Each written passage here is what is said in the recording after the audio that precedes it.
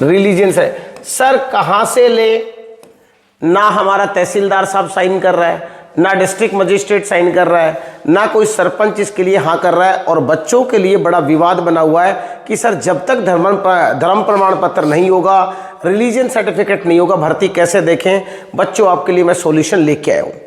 ये जो मैं आज आपको पेज दिखा रहा हूँ, 3 पेज का एफिडेविट बनना है इसका, और ये किसी भी नोटेरी के पास जाके बनेगा। और बनने से पहले आपको क्या क्या चीजें ध्यान में रखनी है सुनिए। अब आपको किसी के पास भी जाने की जरूरत नहीं है, केवल नोटेरी के पास जाने की जरूरत है। इस वीडियो को ध्यान से सुनना, मेरे को कॉल करने की आपको आवश्यकता नहीं पड़ेगी।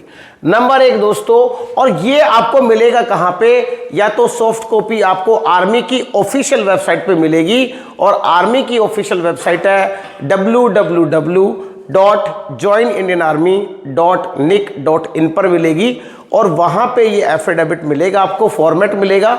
इस पे आप कचेरी में जाइए, नोटरी करवा लीजिए। बट आपको ध्यान क्या क्या रखना है, यहां पे दोस्तों दिया है आपका नेम, आपके पिताजी का नाम, और इस कॉलम को आप ध्यान से समझिए। मैं आपको रेड कलर करके दिखा रहा हूं ताकि आपको आसानी से समझ में आ जाए और गलती आप बिल्कुल भी ना करें। इस कॉलम को समझने की कोशिश करें।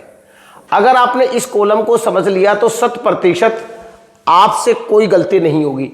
यहां पे लिखा है I belong to the following caste और रिलीजन।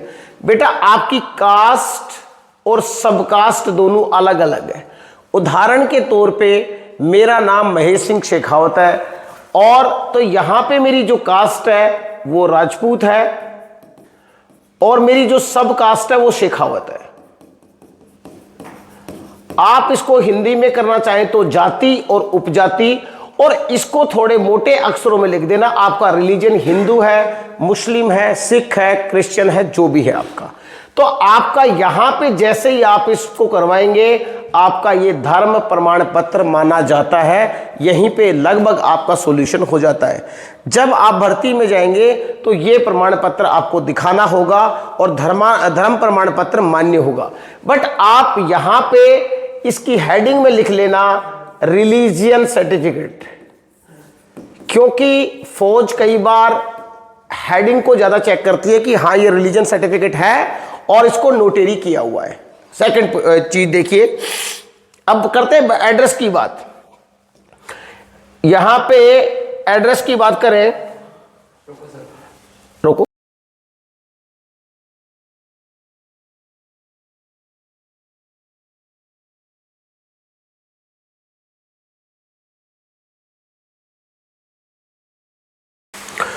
तो साथियों हम एड्रेस की बात कर रहे थे, और यहां पे देखिए जो मेन चीजें मैं आपको बताने वाला हूं।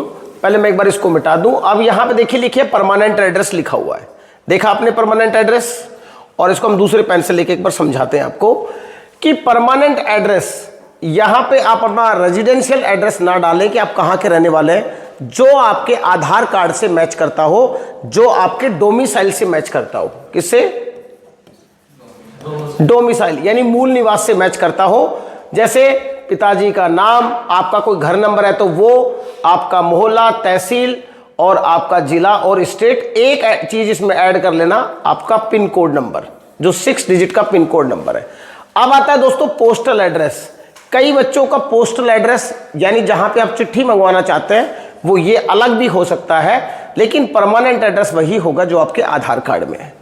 अब दोस्तों नेक्स्ट पेज पे चलते हैं, बहुत छोटा सा है।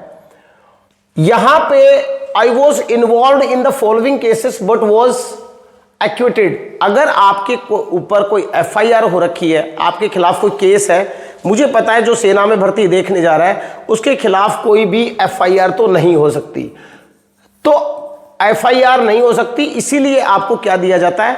पुलिस वेरिफिकेशन दिया जाता है। जिस बच्चे के पास में पुलिस वेरिफिकेशन है, इसका मतलब उसका ये वाला जो डेटा है वो बिल्कुल क्लियर है, उसको भरने की जरूरत नहीं है। अगला है दोस्तों कंसेंट सर्टिफिकेट। ये किसको करना होता है? जिसकी एज 18 साल से कम है।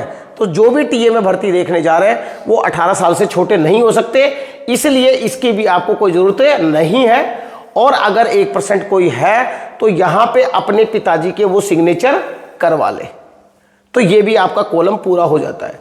अगला है दोस्तों ये वाला जो पार्ट है, I am authorise to attend UHQ rally because my son brother, तो आपको यहां पे यूएचक्यू की जगह पे ये ध्यान रखना, यूएचक्यू की जगह पे क्या करना है, टीए रैली करना है। बस यहां पे यूएचक्यू दोबारा से आपको मैं इरेज करके समझा रहा हूं, इस पार्ट को समझिए बस इतने वाले को, कि ये वाला पार्ट यूएचक्यू को यूएचक्यू ना करके ये रिलेशन भर्ती का होता है, यहां पे आपको टीए रैली करना है बस। बाकी अगर आपके पिताजी फौज में है तो आप इसको भरना, अगर नहीं है तो भरने की कोई आवश्यकता नहीं है।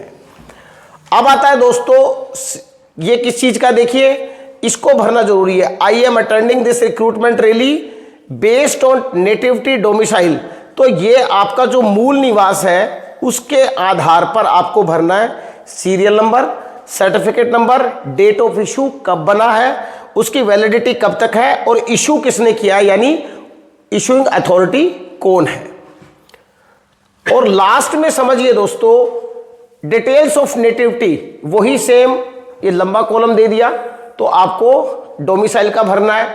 अब इसको देखिए, I hereby certified that till date I have attended the following army recruitment rallies, इसको आपको भरने की कोई आवश्यकता नहीं है, आप इसको ब्लैंक छोड़ दीजिए।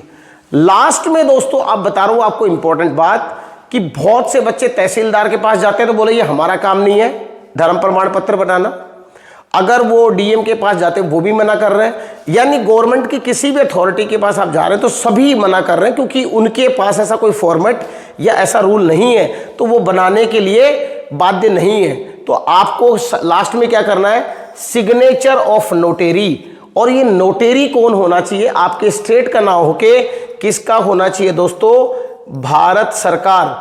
अगर भारत सरकार का नोटेरी है तो ही ये आपका वैलिड होगा, अन्यथा वैलिड नहीं होगा प्यारे साथियों। तो अब शायद मेरी बात आपको सारी समझ में आ गई होगी, और इस वीडियो को ढंग से 2 बार देख लेना, अपने साथियों को जो भी टीए की भर्ती देखने जा रहे हैं उनको भेज देना, और फिर भी आपको कोई डाउट हो तो ये YouTube पे मैं अपलोड कर रहा हूं, वहीं पे आप कमेंट करना, आपको जवाब जरूर मिलेगा। जय हिंद, जय भारत।